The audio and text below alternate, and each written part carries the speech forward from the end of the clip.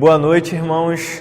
Estamos aqui mais uma vez, sem a possibilidade de estarmos reunidos, mas louvamos a Deus por esse recurso que é a internet, que ainda assim possamos estar disseminando os nossos sermões por aqui para os irmãos. Antes de começar, eu gostaria de entrar em oração. Vamos lá.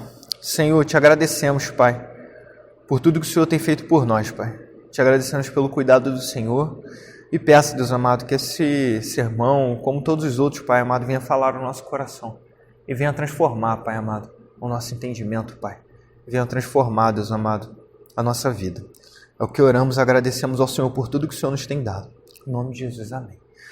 Hoje estaremos finalizando o livro de Filipenses, da nossa série de Cartas da Prisão. No próxima semana já estaremos entrando em Colossenses. E o nosso texto hoje está no capítulo 4, verso 2 ao 23, que diz assim: O que eu rogo a Evódia e também a Sintique é que vivam em harmonia no Senhor. Sim, e peço a você, leal companheiro de jugo, que as ajude, pois lutaram ao meu lado na causa do Evangelho com Clemente e meus demais cooperadores. Os seus nomes estão no livro da vida. Alegrem-se no Senhor.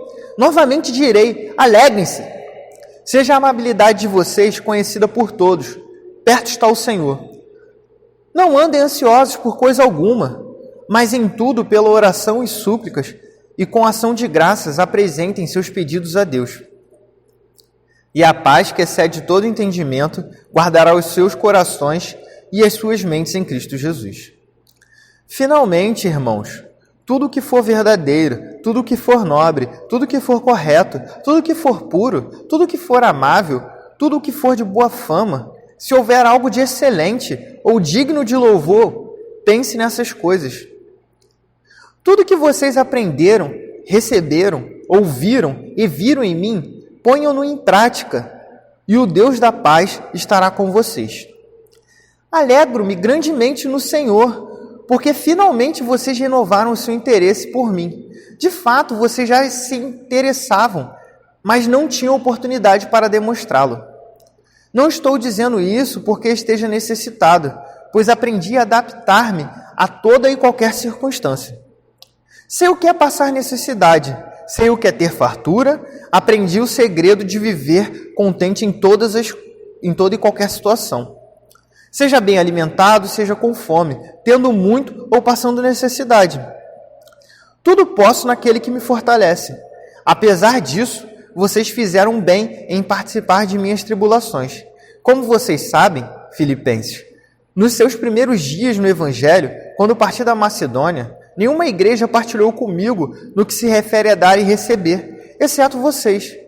Pois estando eu em Tessalônica, vocês me mandaram ajuda, não apenas uma vez, mas duas, quando tive necessidade. Não que eu esteja procurando ofertas, mas o que pode ser creditado na conta de vocês. Recebi tudo e o que tenho é mais que suficiente. Estou amplamente suprido, agora que recebi de Epafrodito os donativos que vocês enviaram. Elas são uma oferta de aroma suave, um sacrifício aceitável e agradável a Deus. O meu Deus suprirá todas as necessidades de vocês, de acordo com as suas gloriosas riquezas, em Cristo Jesus. A nosso Deus e Pai seja a glória para todos sempre. Amém. Saúdem a todos os santos em Cristo Jesus. Os irmãos que estão comigo enviam saudações. Todos os santos lhe enviam saudações, especialmente os que estão no palácio de César. A graça do Senhor Jesus Cristo seja com o espírito de vocês. Amém. É um texto extenso e com diversos assuntos. A gente vai abordando ele vagarosamente, a gente vai se estender bastante pela primeira parte e no segundo momento será um pouco mais rápido. Eu sempre costumo trazer um filme, alguma reflexão, alguma coisa antes de começar os meus sermões. Dessa vez eu não vou trazer nenhum filme, o pessoal está reclamando que eu estou dando muito spoiler, o que é um absurdo, mas tudo bem. Eu vou falar de uma música que eu acho que todo mundo ouviu em algum momento, porque ela era da propaganda do supermercado Pão de Açúcar. Eu acho que tem uns 7, 6 anos que era isso. Era da Clarice Falcão. A primeira estrofe da música diz assim: O que faz você feliz? Você feliz, o que faz? Você faz o que te faz feliz? O que faz você feliz, você que faz. O título do meu sermão nessa noite é A Prática da Alegria. E por que eu trouxe logo de cara essa primeira estrofe da música da Clarice Falcão? Porque ela tem perguntas que são legítimas para a gente pensar. A primeira pergunta é: o que faz você feliz? E é uma pergunta que a gente tem que se fazer: o que faz a gente feliz? A outra pergunta, que é complementar essa primeira, é: você feliz, o que você faz? Quando você está feliz, o que você faz? E por fim, você faz o que te faz feliz? É uma pergunta que engloba muito, é uma pergunta muito profunda se a gente parar para pensar essas três perguntas. E ela conclui com a seguinte frase: o que faz você feliz, você que faz. Existe uma mentira que ela perdura muito tempo no mundo. É uma mentira de Satanás, mas que muitos de nós acabam acreditando, que é de que o crente ele renuncia à felicidade na terra em troca de uma felicidade eterna. Mas isso é uma mentira. A verdade é que a gente vive uma felicidade eterna a partir de agora, a partir do momento que Cristo nos salvou. Então a resposta a essa pergunta: o que me faz feliz, é Cristo que me faz feliz. O que eu faço, eu me curvo diante de Cristo. Se eu faço o que me faz feliz, sim, eu faço o que me faz feliz, que é adorar o meu Salvador. O que faz a gente feliz é a gente que faz, de fato, mas essa resposta é incompleta. O que faz a gente feliz é a gente que faz no ato de se voltar para Cristo, mas também o que faz a gente feliz foi o que Cristo fez por nós. A felicidade e a alegria na vida do crente é uma prática, e é uma prática que começa no dia em que ele é salvo.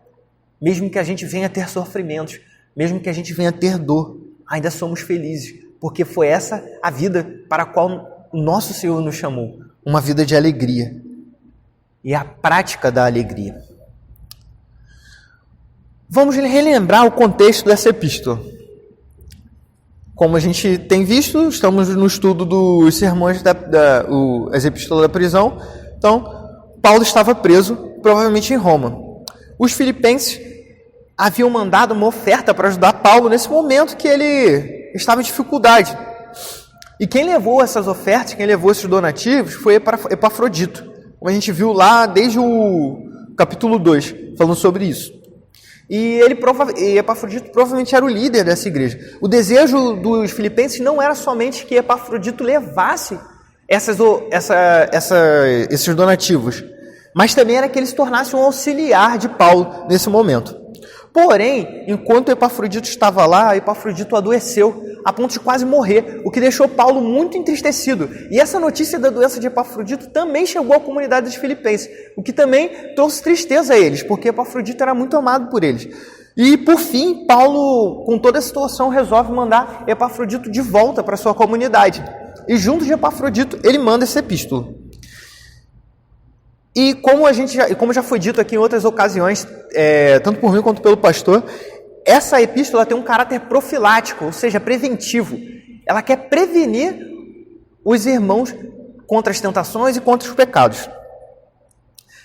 E algo relevante também é nós entendermos que essa é uma epístola conhecida como a Epístola da Alegria. Expressões que abordam esse tema aparecem pelo menos 16 vezes no texto dessa epístola. Vamos aos 2 primeiros versículos que abordaremos hoje, versículo 2 e 3 do capítulo 4. O que rogo a Evódia e também a Sintique é que vivam em harmonia no Senhor. Sim, e peço a vocês, leal companheiro de jugo, que as ajude, pois lutaram ao meu lado na causa do Evangelho, com Clemente e meus demais cooperadores. Os seus nomes estão no livro da vida. Paulo inicia esse trecho trazendo uma recomendação específica, nominal. Ele traz uma exortação direta para essas duas irmãs, Evódia e Sintique, a qual ele rogava para que elas vivam em harmonia no Senhor. Essas irmãs eram conhecidas da comunidade e por algum motivo não citado, elas estavam agora em contenda. E Paulo rogava para que elas se reconciliassem. O que a gente pode destacar logo de cara nesse texto, logo de início, é que essas duas senhoras eram crentes genuínas. Você não vê Paulo tratando elas como se elas não fossem crentes. Pelo contrário, ele diz que elas lutaram ao lado dele na causa do evangelho. E o que a gente pode também notar é que Paulo pede a um irmão, que aqui não é nomeado, que intervenha nessa causa também, a fim de auxiliar de que elas se reconciliem. A primeira coisa que a gente deve entender é que, mesmo sendo crente, mesmo como cristãos vivendo em comunidade, remidos pelo sangue de Cristo, não estamos livres de ter contendas com irmãos. Mas o que a gente não pode esquecer e não pode aceitar é que essas contendas perdurem. É fato que essas irmãs elas tiveram alguma desavença, mas isso não implicava que elas não eram crentes. Elas eram crentes. E os crentes eles podem entrar talvez em desavenças tão difíceis de você interpretar, de você tentar entender o que aconteceu, que às vezes você não consegue identificar nem quem tem razão e nem quem não tem, o que parece ser esse caso. Às vezes, na verdade, os dois têm razão ou ninguém tem. E eles abrem um espaço para essa contenda. E é exatamente o que parece aqui, porque Paulo ele não exorta a Evódia para que vá lá pedir perdão a Sintique, nem o contrário. Ele exorta que as duas se reconciliem. Então, em tese, a discordância delas sobre o assunto não parecia ser o problema, mas sim o rompimento que elas tiveram. E nós devemos entender que isso vai acontecer na nossa vida. Porém, isso não é uma desculpa para que isso permaneça. É necessário guardar que realmente não estamos livres da possibilidade de desavença. Mas nunca podemos esquecer que quando isso acontecer, devemos buscar o caminho da reconciliação. O próprio Paulo ele viveu isso. Quando a gente volta lá para o livro de Atos, no capítulo 15, versos 36 ao 39, vemos Paulo e Barnabé tendo uma desavença. E qual era o motivo dessa desavença? Era Marcos.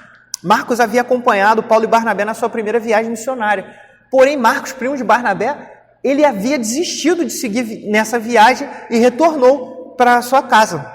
Agora, na próxima viagem que Paulo e Barnabé iam empreender, Barnabé queria que seu primo Marcos tivesse uma nova oportunidade. O próprio Marcos queria participar dessa viagem, estava provavelmente arrependido de ter abandonado na primeira. Porém, Paulo, ele olhava pelo lado seguinte: eu não posso ter alguém comigo que pode me abandonar de novo. Eu acho mais prudente não levar. Enquanto Barnabé pensava pelo seguinte: eu tenho aqui alguém que se arrependeu e quer participar de novo da viagem. Eu acho importante que ele vá.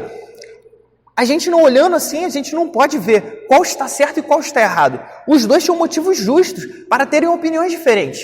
O fato é o seguinte, é que essa discordância foi tão grande entre os dois que houve um rompimento dali. É fato que depois disso, a gente não vê Paulo e Barnabé mais trabalhando juntos. Não, pelo menos não há relatos disso. Entretanto, essa separação, essa amargura, ela não permaneceu entre os dois. A gente pode ver no epístola de 1 Coríntios 9:6, Paulo, que é posterior a esse acontecimento, Paulo citando de maneira positiva a Barnabé. A gente pode ver também na epístola aos Colossenses, no capítulo 4:10, que Marcos está em companhia de Paulo. Marcos, que tinha sido o pivô dessa discussão, agora está em companhia de Paulo. No capítulo 4 da epístola de 2 Timóteo, a gente vê Paulo falando que Marcos era precioso, era importante para ele, era um importante auxiliar para ele. Então a gente pode ver que, apesar de ter acontecido essa tamanha dissensão entre Paulo e Barnabé, ela não permaneceu. Mas o fato é que isso vai acontecer algumas vezes na nossa vida. E não somente acontecer algumas vezes na nossa vida, como às vezes na vida de um irmão. E é isso que Paulo faz aqui, ele convida a esse irmão não nomeado para que também intervenha. Às vezes pode ser que a dissensão não aconteça entre mim e um irmão, mas pode acontecer entre um amigo meu, um irmão meu e outro irmão. E como eu, como crente, vou ver essa situação sem que eu venha tentar intervir e ajudar que haja reconciliação, sabendo que esse é o melhor caminho. Esse é um ponto que a gente deve ter em mente. Ainda nesses 2 versículos eu quero fazer um rápido comentário sobre esse trecho, em que Paulo começa a descrever que Clemente, que as irmãs haviam ajudado com Clemente e os demais cooperadores. Os seus nomes estão no livro da vida. Na sexta-feira eu vi uma frase na internet que eu acredito que estava atribuída ao Russell Shedd, e ela dizia o seguinte: os heróis são famosos, mas os santos são anônimos. Paulo começa aqui nesse trecho falar que as irmãs Evódia e Síntique o haviam auxiliado junto com Clemente e os demais irmãos, os demais companheiros. O que a gente sabe acerca desses demais companheiros? Os nomes deles não estão aqui. É a primeira coisa que a gente sabe. Os nomes deles não estão escritos na epístola. Eles não foram eternizados aqui nesse livro, como foram muitos outros irmãos, como o próprio Clemente, como o próprio Evódia, Síntique, como Lucas, como outros que aparecem, têm os seus nomes citados na Bíblia. Não, os nomes deles não foram citados na Bíblia.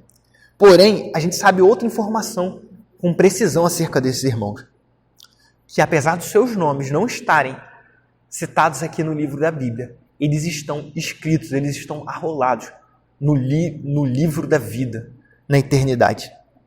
Eles não tiveram a fama, talvez, se é que a gente pode chamar de fama, de ter seus nomes escritos aqui na Bíblia. Mas eles tiveram o seu nome escrito onde importava. Nem sempre a gente vai aparecer pelo que a gente fez em prol do reino. Na verdade, a grande maioria de nós vão passar como os ocultos nesse mundo. Mas se Cristo nos salvou, temos a certeza, o nosso nome está no livro da vida. E é lá que importa estar. Nós não precisamos da fama dessa terra. Nós temos o nosso nome escrito no livro da vida. O verso 4, Paulo diz o seguinte: alegrem-se no Senhor. Novamente direi, alegrem-se. Enquanto eu vou preparando o sermão, eu sigo um roteiro, e uma parte desse roteiro eu procuro qual parte do texto que eu estou escrevendo se conecta com o Evangelho. E esse versículo não parava de saltar aos meus olhos. Qual parte se conecta e fala explicitamente do Evangelho? Alegrem-se no Senhor. Novamente direi, alegrem-se. A igreja de Paulo viveu um momento crítico naquele instante. Paulo estava preso e não sabia qual seria o destino, se ele seria condenado ou não. O cristianismo em si agora estava exposto diante do governo e muito em breve ele seria julgado se seria uma religião lícita ou ilícita. E dependendo do que fosse o resultado desse julgamento, se ela se tornasse uma religião ilícita, haveria perseguição indiscriminada contra eles. E isso também gerava tensão. Fora, ademais, as perseguições que eles já haviam sofrendo desde antes. E tudo isso afligia aquela igreja. Tudo isso era um motivo para deixar eles ansiosos, para deixar eles preocupados. Não faltavam motivos para a tristeza. E Paulo, o que estava preso, o que estava mais sofrendo naquele momento, já havia sofrido muito em prol do Evangelho. Diz o seguinte: alegrem-se. Alegrem-se no Senhor. E só para garantir que eles haviam entendido, ele diz mais uma vez, alegrem-se. De fato, a vida nos proporciona diversas situações difíceis e incertezas, que sem dúvida alguma nos empurram para a tristeza. Mas Deus nos salvou para a alegria. Porém, como vamos viver uma vida alegre em meio a tanta tristeza e meio a tanta dor que nós passamos nessa terra? Como nós vamos fazer isso? Paulo ele responde o modo pelo qual nós devemos viver em alegria. Alegre-se no Senhor. Temos muitos motivos para a tristeza, mas temos a promessa de Cristo. Temos na promessa de Cristo um motivo infinito de alegria. Porque quando eu olhei para esse texto, eu de pronto, eu conectei e vi, caramba, o Evangelho está exposto aqui. Alegrar-se no Senhor é alegrar-se nas promessas do Cristo, que um dia morreu em meu lugar e garantiu que me deu uma nova vida. E de fato eu vivo uma nova vida. E não somente isso, me garantiu que um dia Ele há de retornar e me salvar. E não haverá mais dor, não haverá mais lágrimas. Mas haverá a vida eterna, a alegria no Senhor. Eu tenho motivo para me alegrar. Eu me alegro no Senhor. Isso é o Evangelho. Nós que somos crentes vivemos uma vida de alegria, porque nós sabemos que Cristo, o nosso Salvador, um dia há de voltar. Quer um motivo de alegria maior do que esse? Como as tristezas dessa terra podem superar uma promessa tão maravilhosa, que é a promessa de Cristo para nós? Ou acreditamos nisso ou não acreditamos. Não há outra opção. Mas nós temos sim um motivo para nos alegrar. Alegrar no Senhor. Temos muitos motivos para a tristeza. Mas a promessa de Cristo supera todas elas. Mesmo que tudo esteja ruim, nós sabemos que Ele vai voltar. Então que nós olhemos para o alto e vejamos lá a nossa esperança. Jesus nos salvou. Se alegre. Vocês entenderam? Se alegrem. Se alegrem no Senhor.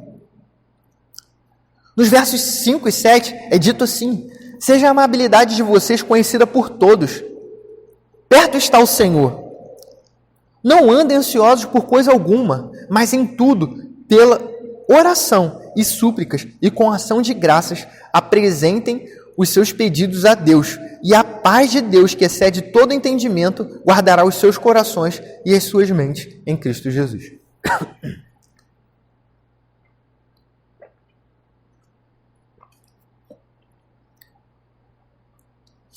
Paulo destaca, mais uma vez, a amabilidade como marca do crente. Ele já havia falado disso no capítulo 2. E ele destaca que perto está o Senhor. Essa afirmação, perto está o Senhor, ela pode dizer duas coisas. Ela pode dizer que perto está o Senhor, de uma maneira, por assim dizer, geográfica, perto está o Senhor de nós. Isso é um motivo também para nós amemos o nosso irmão. E uma outra maneira pela qual a gente pode enxergar é que perto está a vinda do Senhor. Mas ambas são motivacional para nós entendermos. A nossa motivação está em Cristo. Cristo, Ele está perto de nós. A vinda de Cristo está perto. Então que nós sejamos amáveis, que a amabilidade seja uma marca nossa. Que nós sejamos conhecidos por ser amáveis. Afinal, nós vivemos perto de Deus. Afinal, nós vivemos sabendo que um dia essa terra há de passar. E como nós dissemos antes, aquele era um momento de ansiedade para a igreja. E Paulo aqui ele traz uma exortação que é um tapa na cara deles e nossa também. Porque a gente também está vivendo um momento de ansiedade. Paulo ele diz assim: não andeis ansiosos por coisa alguma. Não há exceção. Não há motivo para que nós tenhamos ansiedade. Nada no mundo é motivo para que nós tenhamos ansiedade. Nada. Nenhuma pandemia que está causando efeitos catastróficos, tanto na saúde, matando pessoas, deixando pessoas doentes internadas, quanto na economia, por causa dos fechamentos que foram impostos a nós. Mesmo que isso esteja gerando um caos, mesmo que a gente tenha essa ansiedade de saber o que vai ser da minha família, o que vai ser do meu emprego, o que vai ser de como eu vou dar sustento para minha família, o que vai ser dos meus pais que são mais velhos, ou dos meus avós. Mesmo nesse meio, mesmo nesse caos que estamos vivendo atualmente, não é uma exceção para que nós tenhamos ansiedade. Paulo diz: não andei ansiosos por coisa alguma. Não devemos nos entregar à ansiedade. Parece fácil falar isso. Parece fácil você falar, né? Talvez, no meu caso, por eu ter talvez um emprego estável, é fácil falar que não é para andar ansioso. Eu sei que é difícil. Eu tenho muitos outros motivos também que me deixam ansioso. Na verdade, nos últimos dias, eu lutei contra a ansiedade. Eu passei pelo menos 2 madrugadas, acordado até as 4 horas da manhã, lutando contra a ansiedade. É duro o que eu vou dizer. A gente, no passado, ouvia se tratar essas coisas como pecado. Recentemente, a gente começou a tratar um eufemismo e trata a ansiedade como um erro. Irmãos, a ansiedade é um pecado. E ponto. Então, na madrugada, quando eu estava lutando contra a ansiedade, eu estava lutando contra o pecado. E só o fato de eu estar acordado até as 3 horas da manhã, 4 horas da manhã, lutando contra a ansiedade, quer dizer que eu já havia me entregado a ela e tinha cedido ao pecado. A ansiedade é um pecado. Isso é duro, mas a gente tem que encarar isso como ela é. A gente não deve se entregar para a ansiedade. Mas como nós vamos lutar contra um sentimento que nasce dentro do nosso coração? Como que a gente vai lutar contra um sentimento que parece que a gente não tem controle sobre ele? E de fato a gente não tem. Ainda mais nesse momento de crises sobre crises. Como vamos lutar contra isso? Como eu vou vencer a ansiedade? Paulo responde aqui. Ele não simplesmente diz que nós vamos vencer a ansiedade pela nossa força. Ele fala para que a gente não andar ansioso por nada, mas em tudo, pela oração e súplicas e com ação de graças, apresentem seus pedidos a Deus. A ordem não é simplesmente suprima a ansiedade porque vocês são capazes, mas a ordem é a seguinte, é para não se entregar à ansiedade em si, e sim pegar a ansiedade e entregá-la a Deus, porque é Ele quem pode resolver. Quando nos entregamos à ansiedade, e agora vocês vão entender porque eu falei que a ansiedade é pecado, estamos dizendo que não acreditamos em Deus. É como se entregar à ansiedade, é como dizer, eu acredito em Deus, mas não acredito que Ele é poderoso. Ou é como se dizer, eu acredito em Deus, mas não acredito que Ele me ame. Eu acredito em Deus, mas não acredito que Ele é bom. Quando a gente se entrega para a ansiedade, a gente está querendo dizer que ou Deus é fraco, ou Deus é mentiroso, ou Deus não é bom. Não há outra opção para isso. Quando a gente se entrega para a ansiedade, é simplesmente ignorar o que Jesus falou acerca de nós e os lírios do campo e as aves do céu. Os lírios do campo, eles não tecem, e nem Salomão se vestiu com a beleza com que eles se vestem. Os pássaros do campo, eles não semeiam e não colhem, mas nunca lhes faltou os alimentos. Não somos nós mais preciosos para o Senhor? Se Ele cuida da erva do campo, que um dia está lá e no outro não está, ou de uma ave selvagem, Ele não vai cuidar de nós? Quando nós nos entregamos à ansiedade, nós viramos para Jesus e falamos, nós não acreditamos nisso. Não existe outra opção para isso. Se entregar à ansiedade é olhar para a cruz de Cristo e desprezá-la. Sim, se entregar à ansiedade é olhar para a cruz de Cristo e desprezá-la. É falar que ela não valeu nada. Pois como podemos crer que Deus entregou o seu próprio Filho em prol de nós e não crer que Ele permanece cuidando de nós nos mínimos detalhes? Como nós vamos poder falar que cremos que Deus, o Deus homem, se entregou na cruz por nós e não acreditamos que Ele cuida de nós em todos os detalhes? É impossível isso. Do menor ao maior problema, levemos a Cristo com fé. Sim, Deus é real. Sim, Ele cuida de nós. Ou você crê, ou você não crê. C.S. Lewis falava sobre orações, falou uma vez sobre orações de pedidos por coisas pequenas. Eu não lembro em qual livro eu li isso. Mas orações por coisas que para a gente são mínimas. Ele dizia o seguinte, que a gente costuma não orar por coisas pequenas do tipo que eu chegue bem na casa da minha mãe, que eu vou visitá-la hoje, coisas desse tipo, que podem acabar no futuro desencadeando, sim, ansiedades também, mas ele falava disso, de que a gente não ora a Deus por coisas pequenas, não é porque a gente é humilde, a gente se convence que é por humildade. A gente se convence que não vou orar por isso, porque isso é pequeno demais para Deus. Isso é um problema muito pequeno. Onde eu vou trabalhar ano que vem? O meu próximo emprego? O próximo curso que eu vou fazer na faculdade? Eu não vou orar acerca disso, porque eu não vou perturbar Deus com isso. Isso é muito pequeno para Ele resolver. Mas isso não é humildade. Isso é arrogância. Porque, na verdade, você não ora, não é porque você não quer perturbar Deus. Gente, a gente está falando de Deus, que é dono de todo o tempo, que é o Todo-Poderoso. Como você pode gerar um incômodo a Deus? Como você pode gerar sobrecarregar Deus? Não existe isso. A verdade é que quando a gente não ora pelas coisas pequenas, o que a gente está querendo dizer é o seguinte, para os problemas maiores eu vou falar com Deus. Porém, para esse problema pequeno aqui, eu não preciso dele não, eu sou capaz de resolver. Escolher qual a próxima faculdade eu vou fazer, não, eu sou capaz de fazer, eu não vou levar isso em oração a Deus. Irmãos, em todas as coisas, nós devemos levar em oração a Deus. Não estou querendo dizer que vai vir um papelzinho dizendo qual é a escolha da faculdade que você tem de fazer, ou qual o caminho que você tem de fazer para ir para o trabalho, ou qual é o dia que é o melhor para o seu casamento. O que eu estou querendo dizer é que sim, você deve confiar em Deus. Você deve se voltar para Deus. Em qualquer coisa, das grandes à pequena. Ou você confia que Deus é poderoso, ou você não confia. E o que a gente pode ver isso? Que quando a gente entrega as nossas ansiedades a Deus, a paz de Deus, que excede todo entendimento, guarda os nossos corações e as nossas mentes em Cristo Jesus.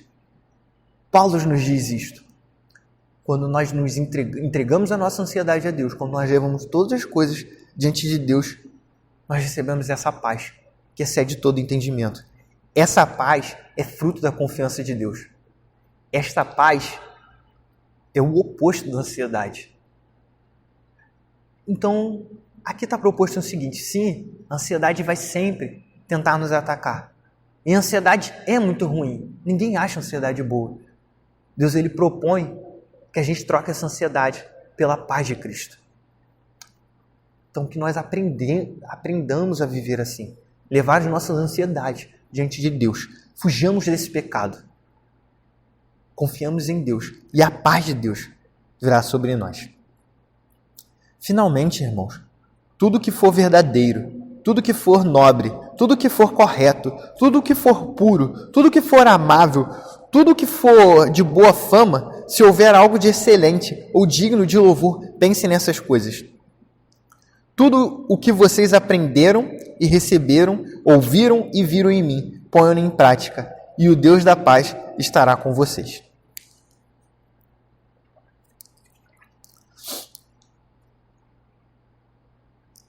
No verso 8, a gente vê aqui Paulo propondo uma espécie de filtro do que a gente deve pensar. É engraçado que enquanto eu leio isso daqui, eu sempre penso na linguagem básica do Excel, de programação. Porque é isso, sabe? Às vezes a gente está aflito também sobre o que pensar, sobre como nos portarmos. Talvez esse seja uma dúvida na vida de todo crente. Será que eu dedicar tempo meu pensando nisso é bom? O que eu vou pensar? Por que eu vou dedicar a minha vida? É engraçado, Paulo aqui ele está mudando de assunto, ele está entrando nas últimas orientações dele. E ele começa orientando o que vocês devem pensar, o que deve ser, para onde a vida de vocês deve estar voltada. Por que eu falei de linguagem de computação? É que aqui Paulo propõe um filtro simples.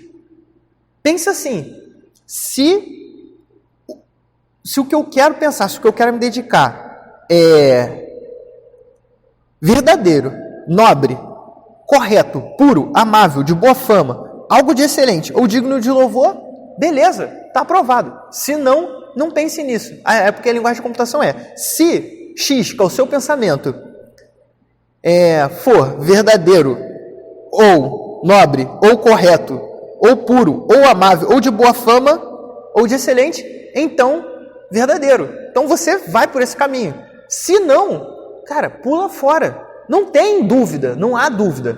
Paulo orientou o que a gente deve pensar. Se for algo impuro, não vou pensar. Se eu estou querendo ver um filme e é um filme impuro, eu não vou pensar. Era engraçado, porque tem alguns tipos de filme que eu excluí da minha vida. E recentemente eu fiz uma viagem com a minha esposa e a gente passou por Bangkok. E eu nunca vi nenhum Se Beber Não Case, porque é impuro. Eu não dediquei tempo da minha vida para aquilo. Não é bom, é a orientação de Paulo. Não é puro, eu não vou pensar. E parece que, acho que é o 2 ou 3, eu não sei. Tem algumas cenas lá em Bangkok. Aí, num rooftop, que é tipo um bar no topo de um prédio. E eu fui nos meus últimos dias na cidade, a gente conheceu um casal brasileiro lá. Eles falaram, vamos no rooftop, que aparecia no filme Se Beber Não Case. E todos os brasileiros que eu encontrava lá falavam para eu ir nesse lugar. E para mim, não fazia diferença, porque eu não conhecia aquele lugar. Porque eu não vi, porque eu excluí aquele filme, porque ele é impuro. Porque o que é impuro não faz parte da minha vida. Sim, a gente não se dedica para o que é impuro. A gente não se dedica para o que é mentiroso. A gente não se dedica para o que não é amável. e nem de boa fama. Essa é a nossa vida. Você quer saber o que você deve pensar, o que deve ocupar o seu pensamento? Use esse filtro de Paulo. Grave isso na sua mente. Se algo vier até você e não for uma dessas coisas, então descarte. Não vale a pena. Agora no verso 9, eu achei muito interessante como é colocado aqui. Paulo diz assim: tudo que vocês aprenderam, receberam, ouviram e viram em mim, ponham-no em prática, e o Deus da paz estará com vocês. Nós começamos a estudar com a juventude sobre discipulado. Então, quando eu parei aqui e vi assim esse texto, eu olhei de cara e falei: caramba, Paulo falando claramente o que é discipulado. Resumindo em uma frase o que é discipulado. Ele começa dizendo assim, que para colocarem, esse aqui é um convite aos filipenses para que eles coloquem o evangelho em prática. E como foi ele passar desse convite? Vamos observar. Primeiro Paulo fala o que vocês aprenderam, receberam e ouviram. A gente pode definir isso como ensino. E depois ele fala, e viram em mim. E a gente pode definir isso como prática dele, como exemplo. Paulo ele fala, o que eu ensinei para vocês, o que vocês me viram praticar, vocês coloquem em prática. Existe aquele ditado, né, que faça o que eu falo, mas não faça o que eu faço. No cristianismo, no discipulado, não há margem para isso. Quando Paulo convida eles a praticar o evangelho, ele não está convidando somente para ouvir o que ele está dizendo. Faz isso que é legal, mas ele não vive. Não. Ele mesmo se coloca como exemplo. A gente está falando de Paulo que disse, sede meus imitadores, como eu sou imitador de Cristo. Porque Paulo se torna exemplo, porque ele imita o exemplo maior de todos. O evangelho exige a prática tanto de quem aprende quanto de quem ensina. E o fato é o seguinte, é que tanto eu e você aprendemos e ensinamos. E se aprendemos e ensinamos o evangelho, então também devemos viver. Então que a gente possa também falar assim como Paulo, para aqueles a quem ensinamos. E que a gente possa ver isso nos nossos líderes também, de quem aprendemos. Que não só ouvimos, mas pratiquemos. Porque se a gente serve a um líder que fala, mas não pratica, então, meu irmão, caia fora disso. Você não está sendo discipulado. O evangelho exige prática de quem ensina e de quem aprende. Agora a gente está entrando na parte final do texto. Paulo começa seus agradecimentos finais aqui, dizendo: alegro-me grandemente no Senhor, porque finalmente vocês renovaram o seu interesse por mim. De fato, vocês já se interessavam, mas não tinham oportunidade para demonstrá-lo. Não estou dizendo isso porque esteja necessitado, pois aprendi a adaptar-me a toda e qualquer circunstância. Sei o que é passar necessidade e sei o que é ter fartura. Aprendi o segredo de viver contente em toda e qualquer situação, seja bem alimentado, seja com fome, tendo muito ou passando necessidade. Tudo posso naquele que me fortalece. Paulo começa esse trecho agradecendo aos filipenses pelo interesse por ele. Ele começa falando porque ele finalmente viu que os filipenses renovaram esse interesse por ele. Calvino diz que esse renovaram aqui, na verdade, é simplesmente Paulo se valendo de uma linguagem que a gente pode enxergar na primavera, como se uma árvore que passa o inverno seca e na primavera ela volta a dar suas folhas. A força dela estava dentro dela. Mas quando chega a primavera, ela se renova. É isso que Paulo está falando. O que é bem coerente, porque Paulo ele sabe que não era o interesse dos filipenses que o havia esfriado por ele. Ele diz, de fato, vocês já se interessavam, mas não tinham oportunidade para demonstrá-lo. O interessante da gente ver aqui é que essa era uma igreja fiel a Paulo. Mesmo quando ela não tinha oportunidade, Paulo sabia que ela era fiel. O fato dela não estar podendo contribuir naquele momento de ajudá-lo não significava que ela parou de ser fiel a Paulo, ao ministério de Paulo, ao evangelho. ela simplesmente não tinha oportunidade. E Paulo, ele vê isso. E ele diz que ele não está dizendo isso porque ele esteja necessitado. Porque ele mesmo fala que ele já aprendeu a viver em toda e qualquer circunstância. Ele aprendeu a viver também na necessidade e na fartura. Ele aprendeu a viver o segredo de viver contente em toda e qualquer situação. Seja bem alimentado, seja em fome, tendo muito ou passando necessidade.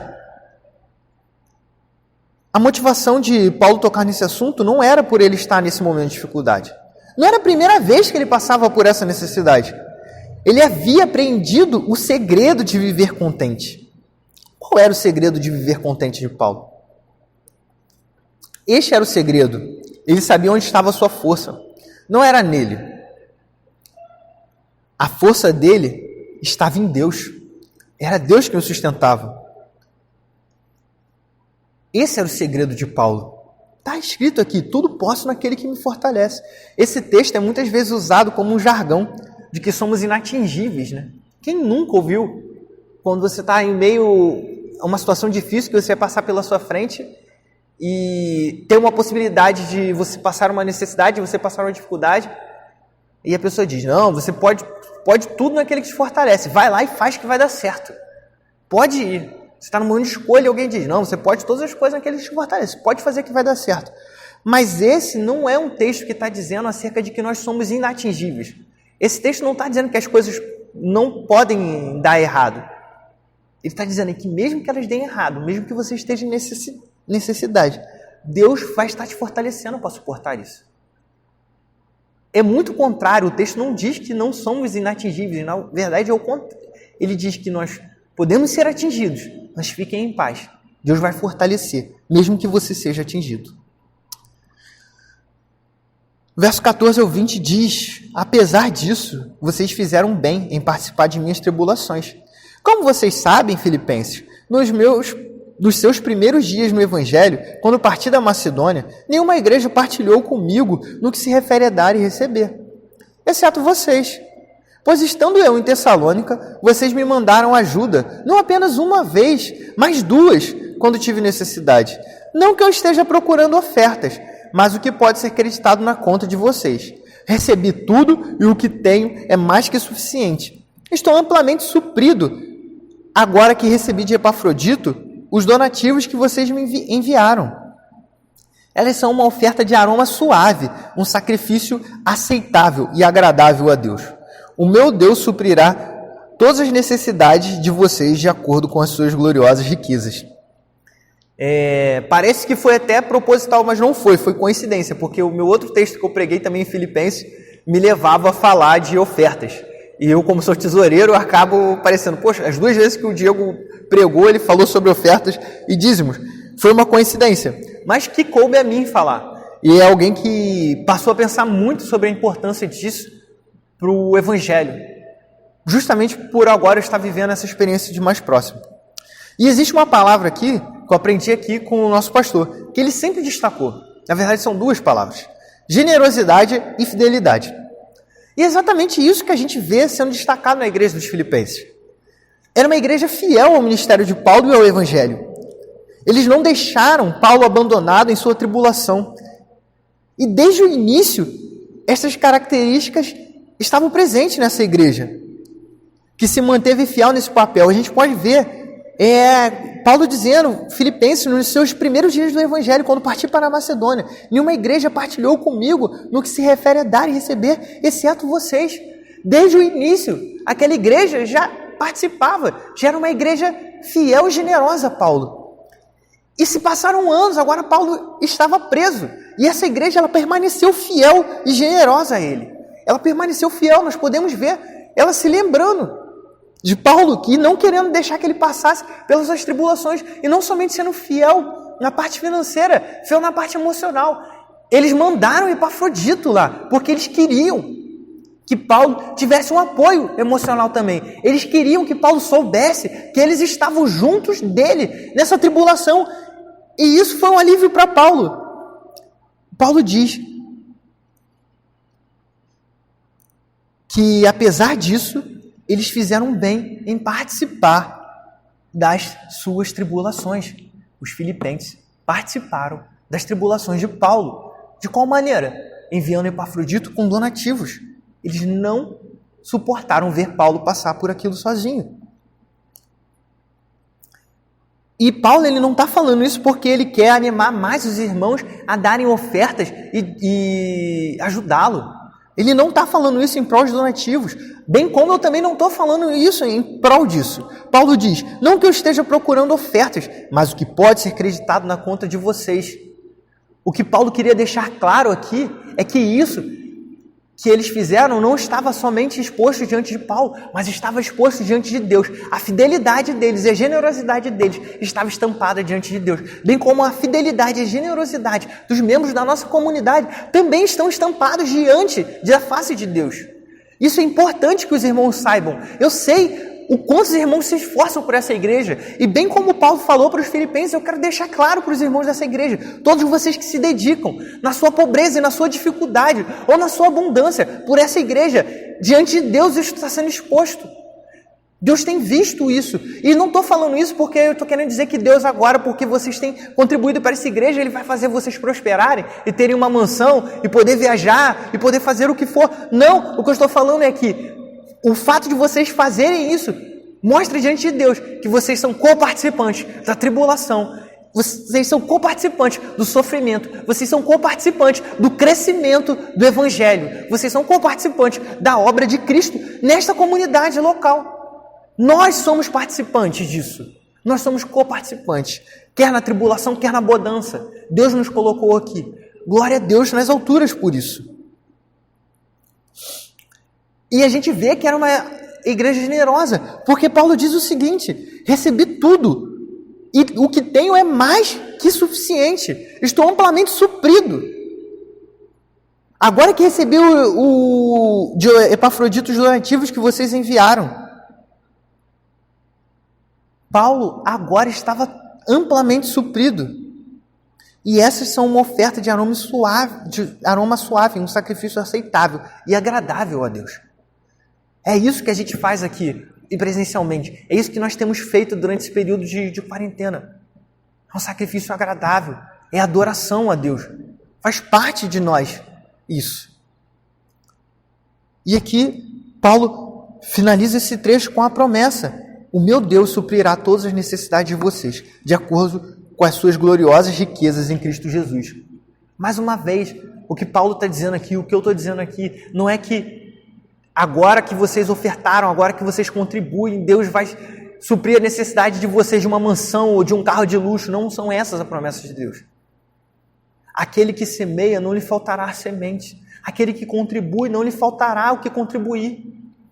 Esse é o ponto de Paulo. Eu nem estou falando daqueles que não contribuem. Nem Paulo está dizendo acerca destes. Ele está dizendo que acerca destes que são fiéis e generosos. Fiquem tranquilos, porque a fidelidade, a generosidade de vocês não será esquecida. E o fato de você ter contribuído não vai ser falta para você. Deus vai suprir as necessidades. Mesmo que às vezes por meio da comunidade, que às vezes era isso que acontecia na comunidade primitiva. É isso que aconteceu durante toda a história da igreja, é isso que acontece até hoje. Às vezes é o dia que a gente tem para contribuir. E por meio dessa contribuição, um irmão é abençoado. E amanhã pode ser o dia que a gente precisa ser abençoado. E a comunidade também vai fazer isso.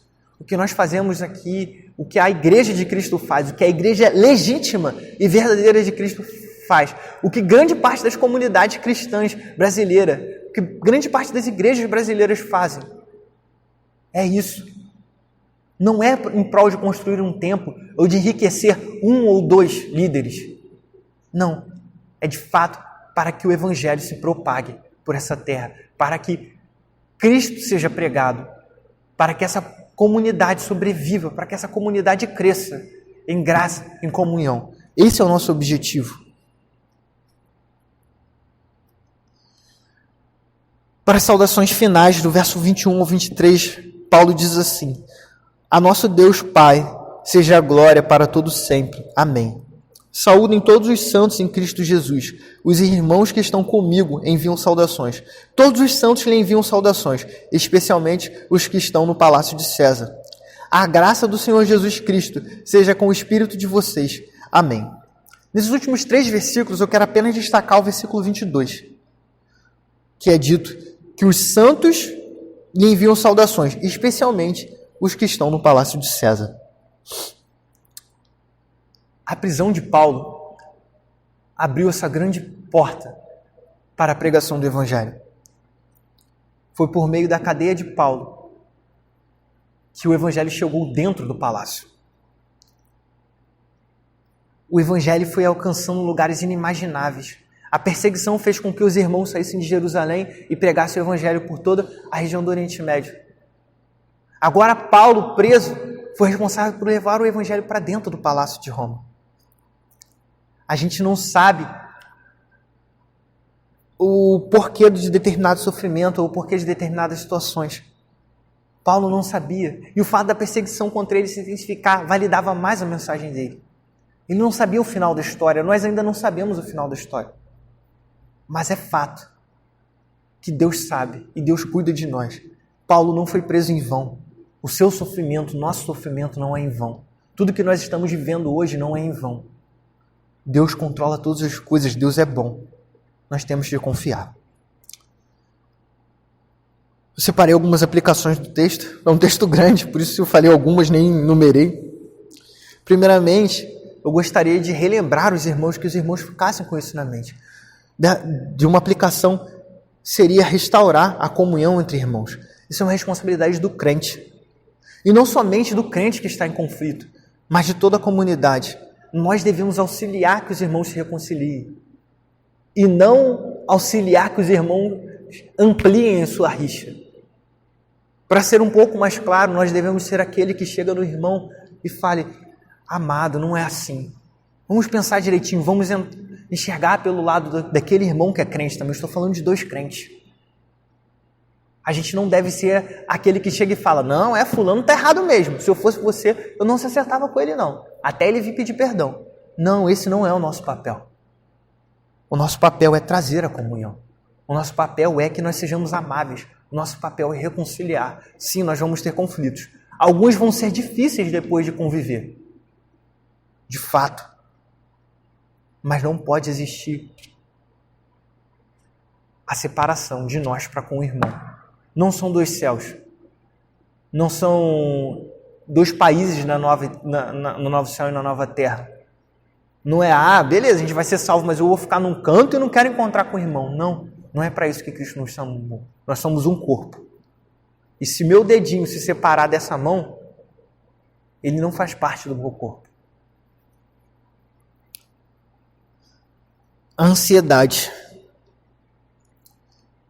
Se o que eu disse até agora ainda não convenceu os irmãos da ansiedade, eu quero lembrar aos irmãos talvez um atributo de Deus que os ajude aí por esse caminho.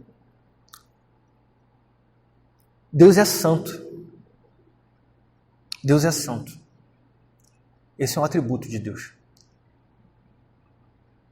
A santidade de Deus deve ser uma motivação para que nós não andemos ansiosos. Porque se Deus é santo e Ele é todo-poderoso, então, obrigatoriamente, Ele vai fazer o que é bom para nós. Não existe outra possibilidade. Ou acreditamos que Deus é santo, ou não acreditamos. Mas se acreditamos que Deus é santo, então confie. Confie nele. Confie no que Ele tem feito na sua vida. Porque Ele é santo.